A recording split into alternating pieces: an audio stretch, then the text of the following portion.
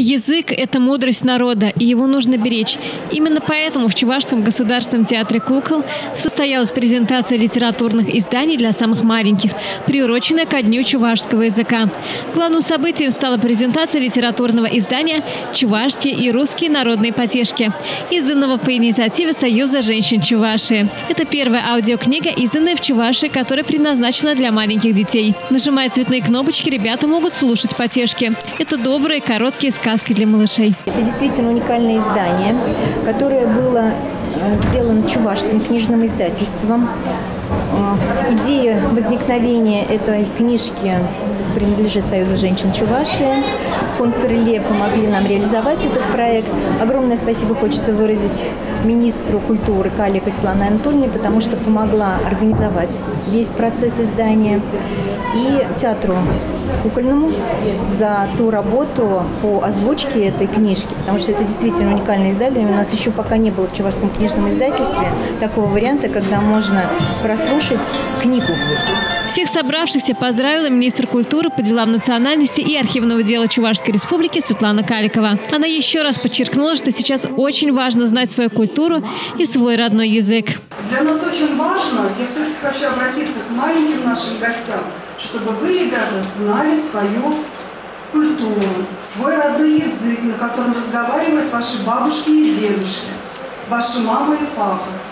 Очень надеюсь, что многие из вас, как ученики в школе, вы выбрали для себя для изучения в качестве родного языка чувашский язык.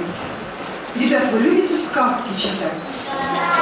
В нескольких локациях было представлено многообразие книг на чувашском языке. Для гостей были организованы мастер-классы. Мы воспитываем, стараемся, чтобы наши воспитанники любили нашу родину малую.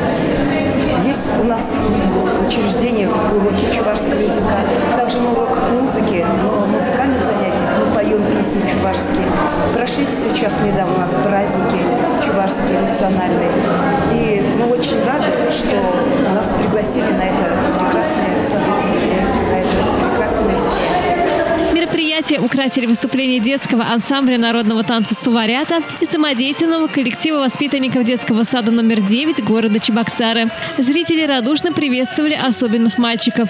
Леонид Васильев из Вурнарского района прочитал стихотворение Петра Хузанге. Вячеслав Ильин, приехавший из Урмарского района, душевно спел песню на чувашском языке.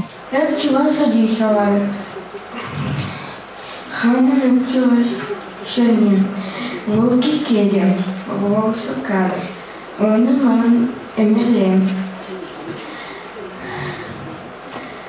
Хумганяти асла аду,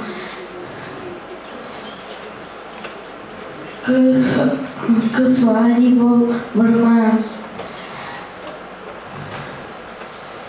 самана чушиву шерем манвол сас парай. Мы авалдан.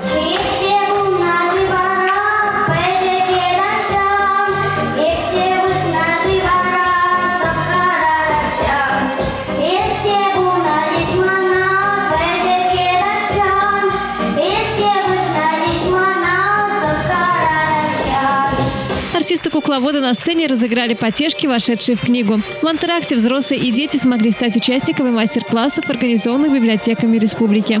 Завершилось мероприятие показом спектакля о зарождении чувашского языка «Три солнца», созданного коллективом театра кукол в рамках федерального проекта «Культура малой Родины» в 2021 году.